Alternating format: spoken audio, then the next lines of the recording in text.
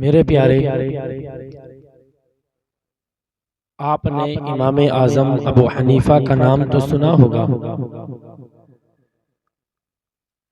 یہ وہی امام اعظم ابو حنیفہ ہیں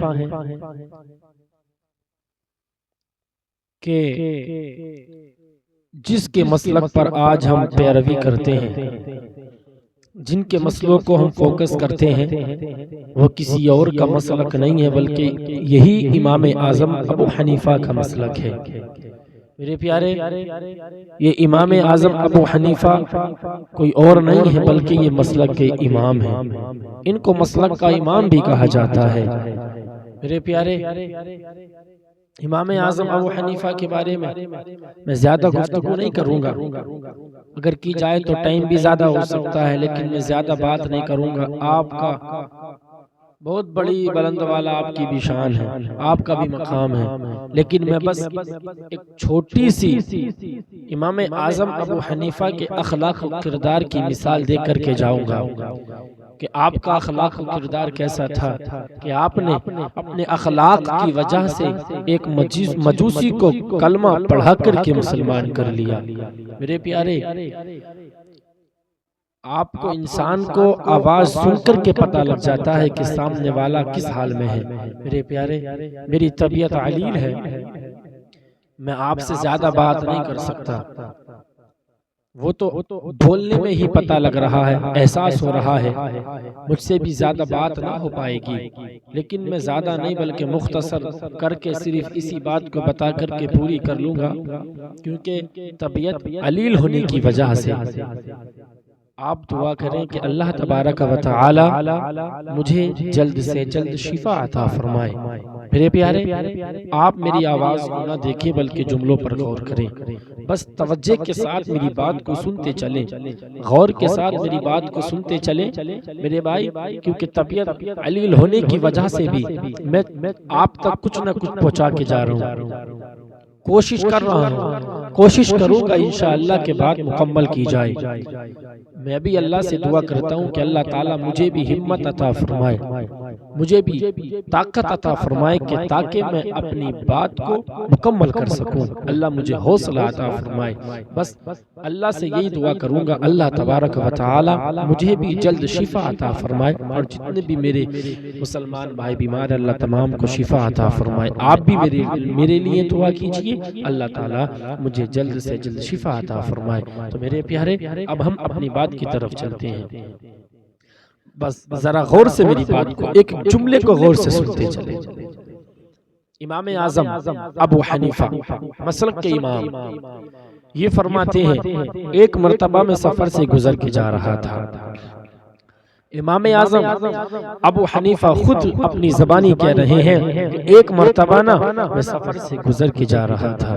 اللہ اکبر، آپ فرماتے جیسی میں گزر کے گیا، اللہ اکبر، جیسی راستے سے میں نکلا تو راستے میں کیچڑ پڑا تھا، اللہ اکبر، میرا پیر کیچڑ میں پڑا، اس میرے پیر کیچڑ میں پڑنے کی وجہ سے اس کیچڑ کی، اس غار کی کیچڑ اڑی اور اڑ کر کے ایک دیوار پہ جا لگی۔ اللہ اکبر، امام اعظم ابو حنیفہ فرماتے ہیں ایسی میں نے کیچڑ کو دیکھا، اللہ اکبر، آپ فرماتے میں بڑا پریشان ہو گیا، یار اس کو کیا کیا جائے، اس کو کس طرح سے دور کیا جائے۔ اللہ اکبر، امام اعظم ابو حنیفہ فرماتے ہیں جیسی میں قریب گیا اور جانے کے بعد میں نے سوچا کہ اس کیچڑ کو اس دیوار سے دور کر دو۔ اللہ اکبر، امام اعظم ابو حنیفہ فرماتے ہیں میرے دل میں خیال آیا اگر میں نے اس کو دور کیا تو ہو سکتا ہے اس دیوار کی مٹی زمین پہ گر جائے، اس دیوار سے ہٹ کر کے زمین پہ مٹی گر جائے۔ اللہ اکبر، امام اعظم ابو حنیفہ نے یہ سوچ کر کے صاف نہ کیا، پھر دل میں خیال آیا اگر صاف نہ کیا تو یہ دیوار گندی رہ جائے گی۔ اللہ اکبر، او میرے پیارے، اب ذرا غور سے سنتے چلے، امام اعظم ابو حنیفہ کا اخلاق و کردار کیسا تھا، کیسی شان تھی میرے امام اعظم ابو حنیفہ کی۔ اللہ اکبر، آپ فرماتے ہیں میں اسی کشمکش میں تھا، میں بڑا پریشان تھا، یار اب کیا کیا جائے۔ اللہ اکبر، آپ فرماتے فرماتے ہیں مکان مالک کو بلایا گیا, صاحب خانہ کو جیسی بلایا گیا, اللہ اکبر, تو وہ کوئی اور نہیں تھا بلکہ آپ کا مقروض تھا کہ جس پہ آپ کا قرض تھا. اللہ اکبر, جیسے ہی اس مالک نے آپ کو دیکھا ہے, اللہ اکبر, آپ کو دیکھنے کے بعد میں بڑا پریشان ہو جاتا ہے, سوچنے لگتا ہے یار قرض لینے آ گئے ہیں. اللہ اکبر, ڈرتے ڈرتے آپ کے قریب آتا ہے اور آنے کے بعد میں اپنی معذرت پیش کرنے لگتا ہے, اپنا عذر پیش کرنے لگ جاتا ہے. اللہ اکبر, اپنے عذر پیش کرتا ہے. اللہ اکبر, اتنا سننا تھا. امام اعظم ابو حنیفہ فرماتے ہیں یار قرض کی بات تو چھوڑ میرے پیارے, وہ کوئی اور نہیں تھا بلکہ وہ ایک مجوسی تھا. اللہ اکبر, جیسے امام اعظم ابو حنیفہ نے اتنا کہا تھا کہ یار تو قرض کی بات تو چھوڑ, پہلے یہ تو بتا یہ تیرے دیوار پر مٹی لگ گئی ہے, میرے پیر سے تیری دیوار پر کیچڑ لگ گئی ہے, اگر میں اس کو صاف کرتا تو یہ زمین پر تیری مٹی گر جاتی. اللہ اکبر, اور کہتے ہیں اگر میں صاف نہ کرتا اور میں ایسے ہی چلا جاتا تو تیری یہ دیوار گندی رہ جاتی. اللہ اکبر, او میرے پیارے, اب ذرا غور سے سنتے چلیے امام اعظم ابو حنیفہ کا اخلاق و کردار کیسا تھا, کیسی شانتی میرے امام اعظم ابو حنیفہ کی. اللہ اکبر, جیسے اتنا کہا تھا اتنا اس مجوسی نے سنا ہے. اللہ اکبر, اور سننے کے بعد میں کہتا ہے اے حضرت جی یہ دیوار بعد میں صاف کرنا ہے, اس دیوار کو بعد میں صاف کرنا, پہلے مجھے کلمہ پڑھا کر کے میرے دل کو صاف کر دیجئے. اللہ اکبر, او میرے پیارے, وہ مجوسی کلمہ پڑھتے جا رہا ہے اور یہ کہتا جا رہا ہے لا الہ الا اللہ محمد الرسول اللہ. او میرے پیارے, وہ مجوسی کلمہ پڑھتے جا رہا ہے اور یہ کہتا جا رہا ہے کہ جب ان کے گدا بھر دیتے ہیں شاہان زمانہ کی جھولی, جب محتاج کا یہ عالم ہے تو مختار کا عالم کیا ہوگا. جب محتاج کا یہ عالم ہے تو مختار کا عالم کیا ہوگا. میرے پیارے, یہ امام اعظم ابو حنیفہ کی شان ہے. امام اعظم ابو حنیفہ کی اخلاق و کردار کی ایک مثال ہے. میرے پیارے, آپ کے اخلاق کی وجہ سے ایک مجوسی کلمہ پڑھ کر کے مسلمان ہو گئے.